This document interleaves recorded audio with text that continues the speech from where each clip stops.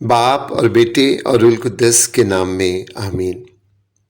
مسیح یسوع میں میرے عزیز بھائیوں اور بہنوں اور پیارے بچوں، آپ سب کو کراچی پاکستان سے شوکت بھٹی کا سلام و پیار پہنچے۔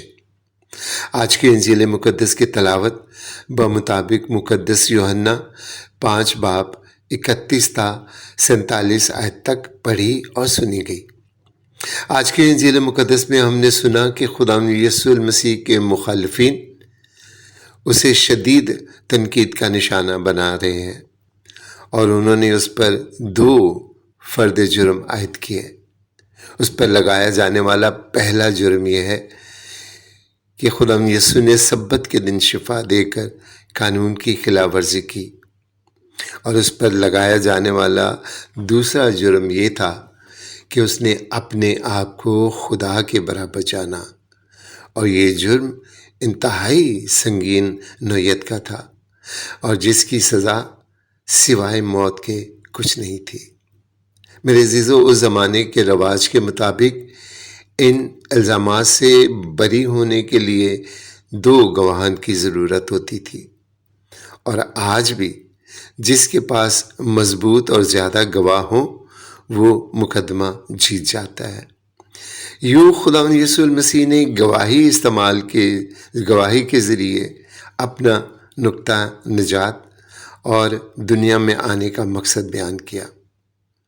اسے کسی گواہ کی ضرورت نہ تھی۔ میرے عزیزو، کیا سورج کو کسی گواہ کی ضرورت ہے کہ وہ روشن ہے اور چمک رہا ہے؟ خداوند یسوع مسیح نے 2 نہیں، 3 نہیں، بلکہ 5 ایسی گواہیاں دی جو بے مثل اور روز روشن کی طرح عیاں تھی۔ ان گواہیوں کا مقصد اپنی جان بچانا یا سزا سے بچنا مقصود نہ تھا۔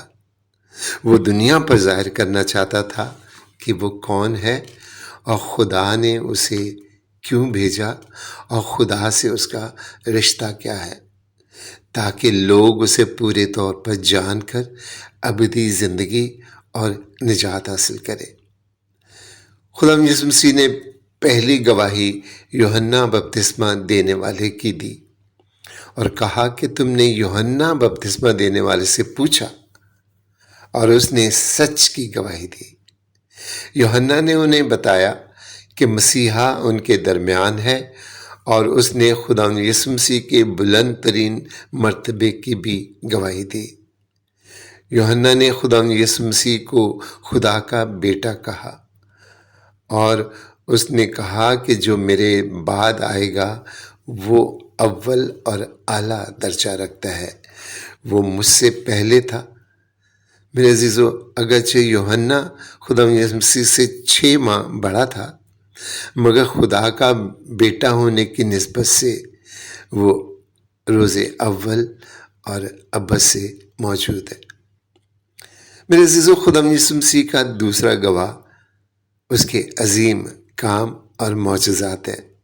اس نے طرح طرح کے لا علاج بیماروں کو شفا دی۔ اس نے پیدائشی اندھے کی آنکھیں کھولی، اور پرانے عہد نامے میں گو کہ انبیاء نے بڑے بڑے عظیم معجزے کیے، مگر کبھی کسی نے پیدائشی اندھے کو بینائی عطا نہ کی تھی، اور یہ نشانی تھی مسیحا کی کہ جب وہ آئے گا تو وہ اندھوں کو بینائی دے گا۔ سوائے خداوند یسوع المسیح کے کسی نبی نے پیدائشی اندھے کو آنکھیں نہیں دی۔ خداوند یسوع نے تیسرا گواہ خدا باپ کے کلام کو ٹھہرایا۔ خدا نے 3 مرتبہ گواہی دی اور کہا کہ یہ میرا المحبوب بیٹا ہے جس سے میں خوش ہوں، اس کی سنو۔ میرے عزیزو، خداوند یسوع مسیح نے چوتھا گواہ صحائف انبیاء کو ٹھہرایا۔ بائبل مقدس کی پہلی کتاب سے لے کر آخری کتاب کے ہر صفحے پر، ہر جملے پر، ہر سطر پر، ہر لفظ میں خداوند یسوع مسیح کی گواہی موجود ہے۔ خدا کا کلمہ خدا کا گواہ ہے۔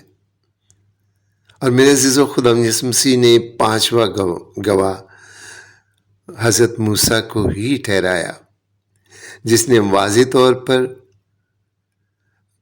گواہی دی اور اس نے کہا کہ خداوند تمہارا خدا تمہارے درمیان سے تمہارے بھائیوں میں سے مجھ جیسا نبی برپا کرے گا، تم اس کی سننا۔ لیکن میرے عزیزو، لوگوں نے اس کی سننے کی بجائے خدا یسوع مسیح کو رد کیا۔ اس زمانے کے لوگوں نے خدا یسوع مسیح کو رد کیا، دنیاوی اساتذہ کو ترجیح دی۔ انہوں نے صحائف انبیاء اور موسیٰ کو بھی رد کیا۔ انہوں نے خدا یسوع مسیح کو رد کر کے یہ ظاہر کیا کہ وہ خدا کو بھی رد کرتے ہیں۔ میرے عزیزو، لمحہ فکریہ یہ ہے کہ ہم مسیحیوں کی حالت اس زمانے کے لوگوں سے بہتر نہیں۔